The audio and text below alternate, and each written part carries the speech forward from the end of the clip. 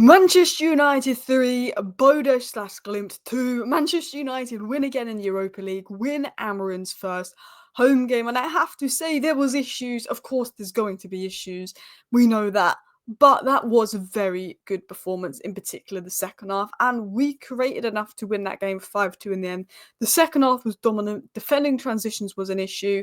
Things need to be worked on, but Amorim knows that. All the issues we have today are things that Amorim's mentioned about the squad needing to be better at, sort of physically, not having players that can cover the ground, the speed, the intensity. Amorim will know all of our issues, and those will be addressed in the transfer window for sure. But if you look at the statistics here, 2.63 XG to their 0.77, they got two opportunities, two counter-attacking opportunities. They took it really well. Garnacho could have had a hat-trick today. Rashford could have got a goal. Even Ahmad had some decent opportunities. It was a fantastic performance from United. Delo doesn't suit the left wing-back role. Anthony, there's a difference between him and Ahmad. The quality just goes up when Ahmad comes on. That would be the more negatives. I think De Ligt didn't have his best game. And Malacia, I'm not going to go on Malacia. If anyone is critical of Malacia after this game, have a look at yourself. He's not played a football match in 500 days.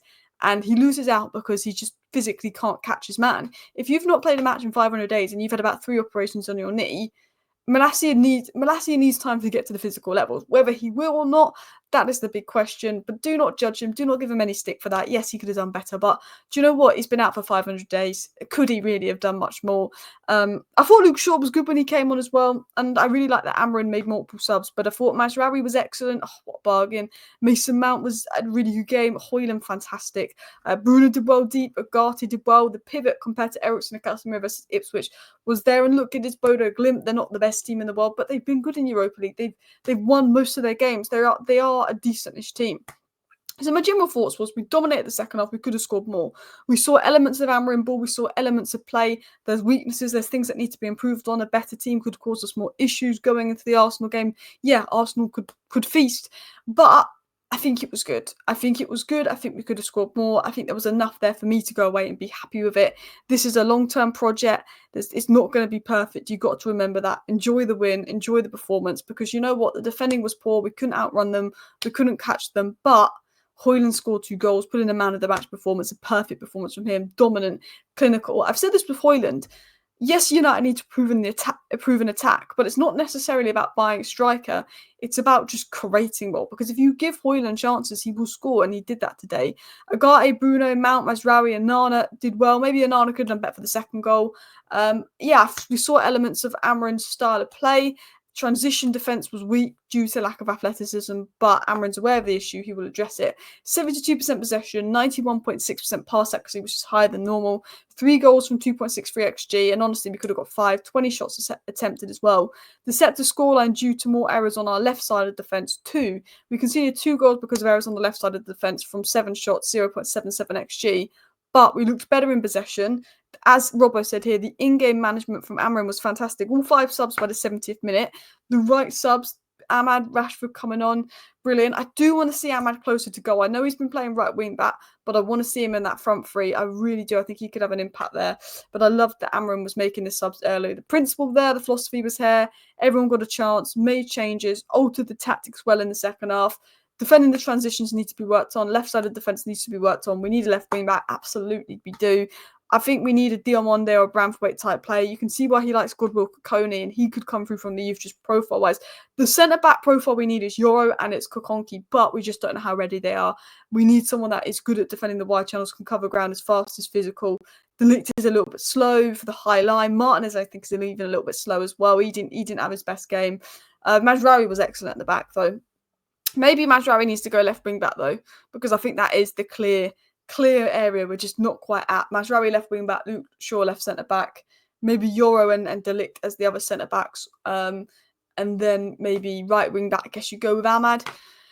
But anyway, let's talk about Højlund, because he was man of the match. Rasmus Højlund versus Bodo Glimt, 29 touches, 2 goals, 3 shots, 2 on target, 0.58 XG, 1 assist, 2 big chances created, 4 out of 7 duels won, 9.4 SOFA score rating. 2 big chances, got the assist, got 2 goals.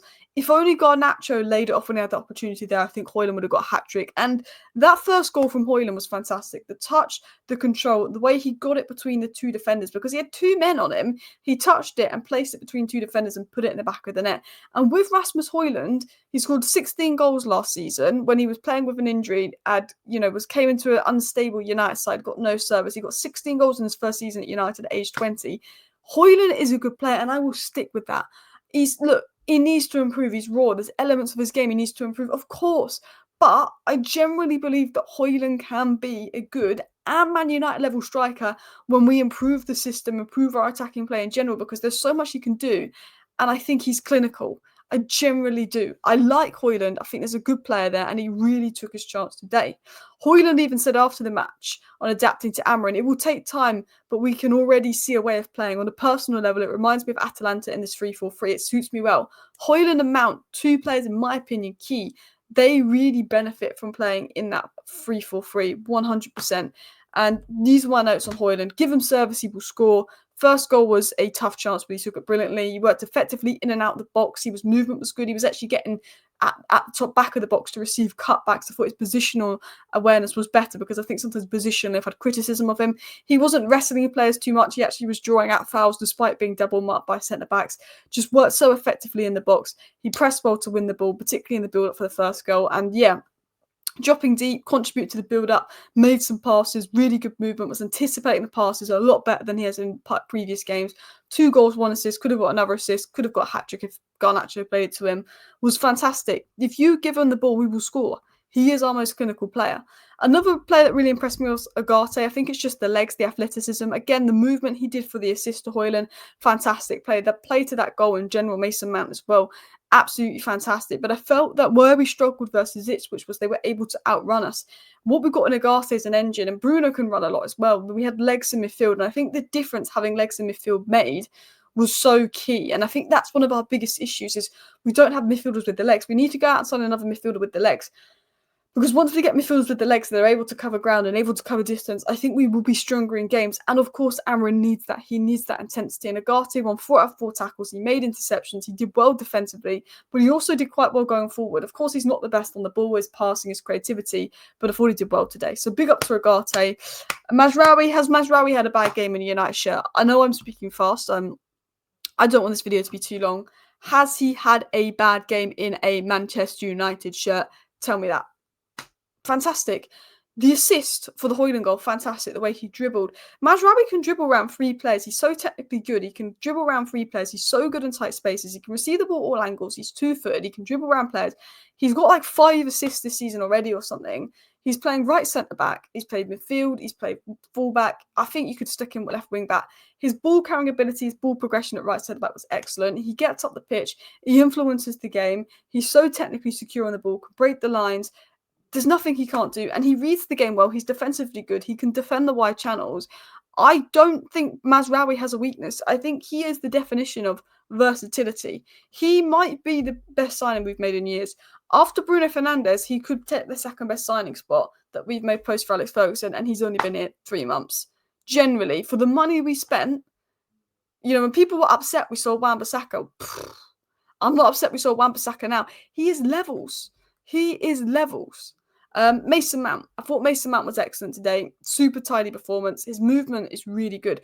What Mason Mount has, and this is the reason we signed him, is he's so good off the ball with his pressing, with his movement, with his little touches, which is something the squad lacked, that intelligence and that pressing and that work rate off the ball, which is why Amorim will like a profile like Mason Mount, because he will provide the dynamics you need off the ball, which no one else in the squad can do. And he's a breath of fresh air compared to other players profile-wise with what he does off the ball, his movement, creating space, drawing out players, but so intelligent as well. When he played a good role in build-up, he helped us create chances just by his movement, drawing out players. He was involved in the build-up to chances, and he delivered some tidy passes today. It was a really impressive performance. Chelsea fans are tweeting out that it was bad because he got a 6.8 SOFA score rating, but if you watched the game with your eyes and didn't look at a SOFA score rating, you know that Mason Mount was good. I thought he was one of the standout players. He was releasing these short, quick passes.